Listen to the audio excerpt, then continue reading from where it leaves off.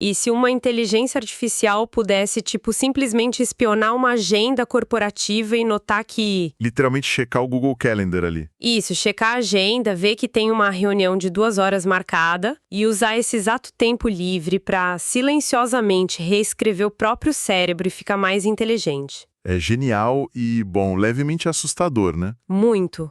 Boas-vindas a quem nos ouve para mais uma análise detalhada. Hoje a gente vai destrinchar uma transição que é monumental na tecnologia. Estamos falando de tirar a IA daquele estado de software congelado, sabe? Aquele que sai de fábrica e nunca mais muda. E transformar isso num agente vivo. Exatamente. Um sistema que evolui, que aprende com os próprios tropeços no mundo real e se adapta à nossa rotina sem a gente precisar desligar nada. E a arquitetura que faz isso acontecer, que se chama Metaclaw, opera de um jeito quase biológico. E olha, essa transição resolve um dos gargalos mais frustrantes da computação de hoje. Porque os grandes modelos de linguagem, os LLMs, sofrem de uma estagnação que é inerente a eles. Eles param no tempo, né? Exato. Pensa no momento em que um desses modelos é finalizado e colocado no mundo real. O treinamento acaba ali. Os pesos da rede neural, que são basicamente os bilhões de parâmetros matemáticos que ditam o raciocínio da IA, eles são completamente travados. Eles ficam imutáveis. É tipo um cérebro estático operando num mundo que é totalmente dinâmico. A gente viu nos artigos o exemplo do OpenClaw, né? Que é aquela plataforma de código aberto. Um ótimo exemplo. Onde um único agente precisa gerenciar, sei lá, mais de 20 canais de mensagens e fluxos de trabalho que mudam de semana para semana. Numa semana o foco é organizar arquivo, na outra é extrair dados financeiros. Como o modelo está congelado, ele não consegue se adaptar. Pois é. E as abordagens tradicionais para tentar contornar essa paralisia falharam feio. Basicamente em 3 frentes. A primeira tentativa foi usar a memória bruta, tipo, forçar o agente a ler todo o histórico de conversas antes de tomar qualquer decisão. Nossa, o que deve gerar uma redundância absurda. É tipo ter que ler um diário de 500 páginas todo dia só para lembrar onde você guardou a chave do carro. É bem por aí. O ruído simplesmente afoga o sinal principal. A segunda rota foi criar bibliotecas estáticas de habilidades, regras fixas mesmo. Só que isso não altera a estrutura da IA, os pesos continuam intocados. E a terceira? A terceira, que talvez fosse a mais óbvia para a engenharia, era aplicar o aprendizado por reforço clássico para atualizar o modelo o tempo todo. Ah, só que aí tem um problema crítico para o mundo corporativo, né? O famoso tempo de inatividade. O sistema precisaria sair do ar, colocar aquela plaquinha de manutenção, enquanto processa os dados para aprender a não apagar arquivos por engano. Exatamente. Ninguém quer o sistema fora do ar. E o que torna o Metaclaw um ponto de inflexão é que ele abandona a ideia de escolher um caminho só. Ele cria 2 ritmos diferentes de aprendizado operando em paralelo. Ok, vamos destrinchar isso. O primeiro ritmo é a tal da adaptação rápida guiada por habilidade, certo? Isso. Esse mecanismo atua como se fosse um reflexo instantâneo. É um processo puramente focado em linguagem, sabe, sem gradientes, sem recálculos matemáticos complexos. Como ele funciona na prática? Funciona assim quando a IA comete um erro crítico, por exemplo, tenta ler uma pasta de arquivos que não existe e trava o processo todo. O sistema analisa essa falha na hora, sem tirar nada do ar, ele cria uma nova habilidade. Que é tipo uma instrução em texto. Exato. Uma regra clara em linguagem natural e já injeta isso de volta no agente. O erro gera uma regra instantânea. Tipo, sempre verifique o caminho do arquivo antes de ler. Ou, num caso mais sensível, sempre crie um arquivo .back antes de modificar o código. Perfeito. Essa regra entra numa biblioteca dinâmica e é acionada toda vez que o contexto se repete. É isso. Mas espera aí, eu tô curiosa com uma coisa. Adicionar essas regras no texto não é só, tipo, colocar um curativo no problema em vez de curar a ferida? Como assim? A IA não tá realmente ficando mais inteligente no nível neural, tá? Ela só tá lendo uma nota autoadesiva, um post-it que ela mesmo colou no monitor para não fazer bobagem de novo. É como comprar um cão-guia super treinado, mas que não consegue aprender a planta da casa nova. Ele vai bater na parede para sempre e alguém tem que gritar para ele virar. Olha, o que é fascinante aqui é que a sua dúvida faz todo sentido. E sim, A biblioteca vive num espaço de texto, um espaço discreto. E isso é 100% proposital nessa primeira camada. Proposital para ser rápido. Exatamente. A adaptação precisa ser instantânea. O post-it estanca o sangramento na hora e salva as próximas milhares de execuções.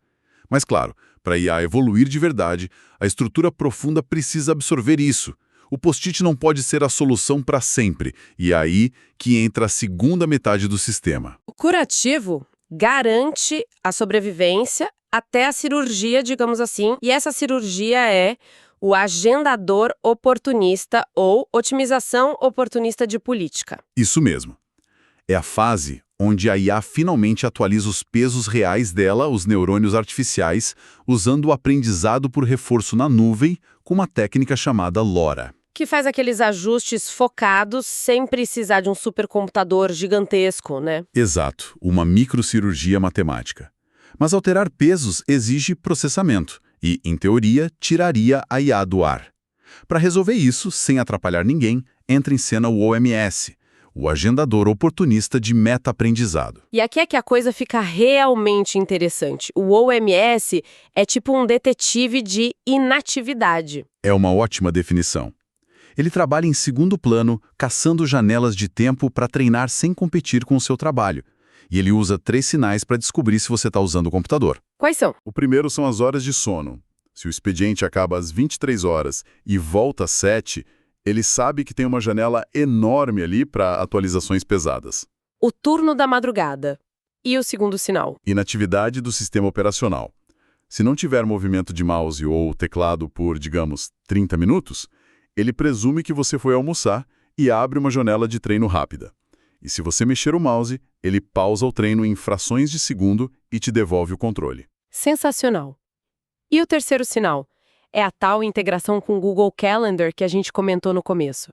Ele vê minha reunião de 2 horas e pensa, oba, tempo livre para ficar mais inteligente. Se a gente conectar isso com um cenário maior, é exatamente como o cérebro humano funciona.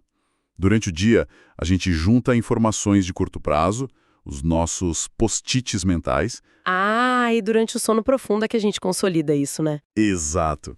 O cérebro move a informação para o córtex cerebral. O Metaclaw faz a mesma coisa. Pega a regra escrita e internaliza na matemática da rede durante essa soneca cibernética. O que era curto prazo vira instinto. Nossa, isso é muito elegante. Mas pelo que eu li, misturar essas notas de texto com o aprendizado profundo gerou um baita problema de contaminação de dados. Um obstáculo metodológico bem severo, na verdade. Porque a IA precisa de dados históricos para aprender. Mas aí rola um conflito de cronologia, certo? Tem os dados velhos, de quando ela errava, e os novos de quando ela colou o post-it e começou a acertar. E se você misturar os dois na hora da soneca, o sistema entra em colapso total. O aprendizado por reforço usa recompensas e punições. Se você pune a IA de madrugada por um erro que ela cometeu ontem, mas que ela já sabe como evitar hoje por causa do post-it, a matemática desregula. Ela tenta consertar o que já está consertado. Entendi.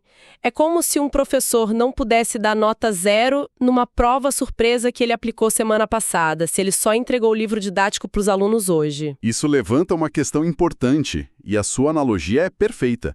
Não faria sentido punir os alunos. O termo técnico para isso é contaminação de recompensa obsoleta.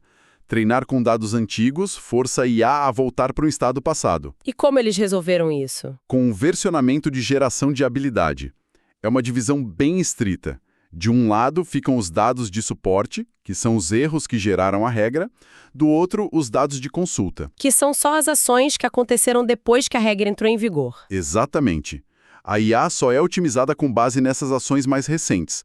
A evolução sempre anda para frente. Bom, a teoria é linda, mas vamos para a prova de fogo. Os benchmarks, os testes práticos que provam o impacto disso no mundo real. Os testes foram brutais. Tivemos o Metaclaw Bench, que simulou 44 dias úteis, com mais de 900 perguntas de terminal complexas, e também teve o Auto Research Claw. Esse Auto Research Claw é aquele pipeline de pesquisa autônoma de 23 estágios, né? Esse mesmo. A IA tem que ler literatura, criar hipótese, escrever código Python, rodar experimento e escrever um artigo. Se errar no meio e não souber corrigir, volta tudo para o zero. Nossa, tolerância zero para falha. E os números me impressionaram muito, principalmente com aquele modelo intermediário Kimi K2.5. O salto dele foi gigantesco. Na versão original, sem o MetaClaw, ele completava só 2% das tarefas complexas na primeira parte do teste. 2% é praticamente nada. Pois é, mas só ativando os reflexos rápidos, os post-its de texto, a taxa de conclusão já foi para 16,5%.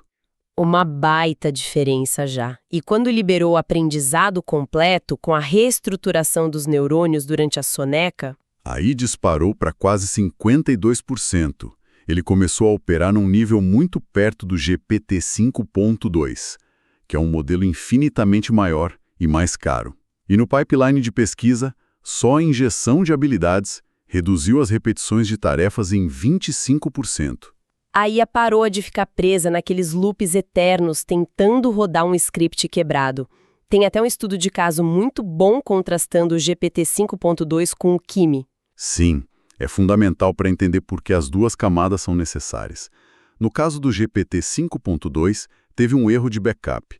O sistema gerou a regra de sempre criar o backup antes de alterar o arquivo. E para o GPT, só ler essa regra já bastou, né? A matemática dele é tão forte que a nota autoadesiva já resolveu o problema para sempre. Exato. Mas o segundo caso, com o Kimi, mostrou o limite do post-it. A tarefa era compilar um log com aquele padrão de data ISO 8601, que é super chato e rígido. Um caractere fora do lugar e corrompe o banco de dados inteiro. Pois é. O Kimi errou. O sistema gerou a regra em texto, explicando o formato certinho. Ele leu a regra, entendeu, mas continuou falhando na hora de executar. Ele pulava campos ou invertia a ordem. Faltou a base matemática para ele aplicar a regra de forma estrutural. E foi aí que o agendador oportunista brilhou. Ele ativou o aprendizado profundo de madrugada, combinou a regra escrita com um ajuste dos neurônios e pronto. O Kimi conseguiu gerar o log perfeitamente. O texto deu a direção, mas os neurônios precisaram ser calibrados. Então, o que tudo isso significa para quem está acompanhando a gente e lida com sobrecarga de informação e IA no dia a dia? Significa o fim de muita fricção. Sabe quando uma ferramenta não faz o que você quer e você tem que parar tudo para configurar menu, criar automação manual ou simplesmente desiste de usar? Nossa, o tempo todo. A gente gasta mais tempo configurando do que trabalhando às vezes. Em breve, a gente vai ter assistentes que observam a nossa rotina, percebem onde estão os gargalos e se reescrevem sozinhos. Eles vão absorver as idiosincrasias de cada usuário sem você precisar preencher um formulário sequer. Sistemas invisíveis que ficam melhores em segundo plano. Resumindo a nossa análise de hoje, a gente viu como a MetaClaw resolve a estagnação da IA com 2 passos. Primeiro, com os reflexos rápidos em texto para não deixar o sistema cair.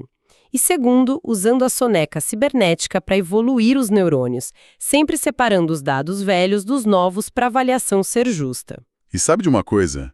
Isso me traz um pensamento quase filosófico para a gente refletir. Conta aí, tô curiosa. Se uma inteligência artificial que processa bilhões de parâmetros atinge o auge da eficiência separando rigorosamente as correções rápidas do dia a dia das mudanças estruturais pesadas durante a pausa, será que nós, como equipes e seres humanos, não deveríamos fazer o mesmo? Nossa, a gente tem a péssima mania de tentar mudar processos inteiros no meio do expediente, com o projeto pegando fogo. Exatamente. Talvez o segredo para não surtar com a sobrecarga de informações seja adotar o nosso próprio agendador oportunista. Aceitar que no calor do momento a gente só tem que colar o post-it e garantir a sobrevivência do dia. E deixar a reestruturação profunda de quem a gente é ou de como a gente trabalha para quando a gente realmente desliga os teclados. Deixar o ajuste fino para quando a poeira baixa. Cara, que perspectiva fantástica para encerrar a nossa conversa de hoje. Muito obrigada a quem nos ouve por nos acompanhar em mais essa imersão nas engrenagens da inteligência artificial. Continuem curiosos porque as ferramentas que a gente constrói dizem muito sobre como a gente funciona. Até a próxima análise detalhada.